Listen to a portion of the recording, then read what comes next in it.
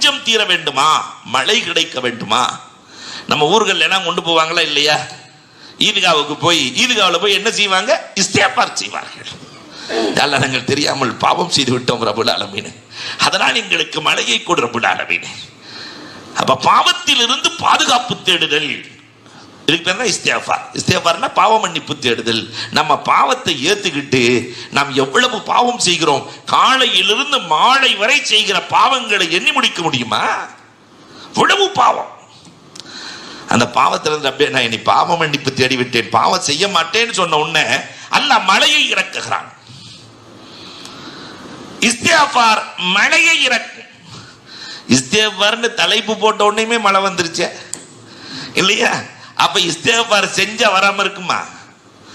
அன்பிற்குரியவர்களை எண்ணி பார்க்கிறோம். இஸ்திக்ஃபாருக்கு அல்லாஹ் ரப்பல் ஆலமீன் வைத்திருக்கிற பவர் அலாதியானது.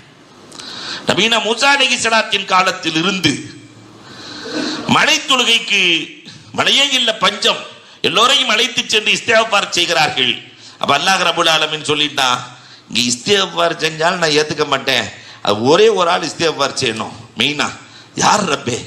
ஒருத்தர் கோல் சொல்ற ஆள் உங்கள்கிட்ட உட்கார்ந்து இருக்கிறான், உங்களுக்குள்ள இங்க இருந்து அங்க முட்டி விட்டுருவான், அங்க இருந்து இங்க முட்டி விட்டுருவான், கோல் சொல்ற ஆள், அந்த ஆள் இஸ்திக்ஃபார் செய்யணும். மூசா அலைஹிஸ்ஸலாம் அல்லாஹ்ட்ட கேட்டாங்களாம், அந்த ஆள் யாருன்னு சொல்லிடு ரப்பே, நான் கரெக்ட் பண்ணிடுறேன். அல்லாஹ் சொன்னானா, அப்படி சொன்னா நான் கோல் மூட்டினவன் ஆயிடுவேனே, என்னையவே இந்த நிலைக்கு நீ தள்ளுகிறாய் மூசா, அதனால எல்லாரும் சேர்த்து இஸ்திக்ஃபார் செய்யுங்க. அவரும் இஸ்திக்ஃபார் செய்தார். அல்லாஹ் ரப்பல் ஆலமீன் மழையை கொடுத்தான் என்பது வரலாறு. சுமஸ்தஃபரு ரப்பக்கும் இன்னஹு கான கஃபாரா யுர்சிலிஸ் ஸமா அலைக்கும் மித்ராரா. குர்ஆன்ல அல்லாஹ் சொல்லும்போது இஸ்திக்ஃபார் செஞ்சா மேகங்களை அல்லாஹ் கூட்டம் கூட்டமாய் அனுப்புவானாம்.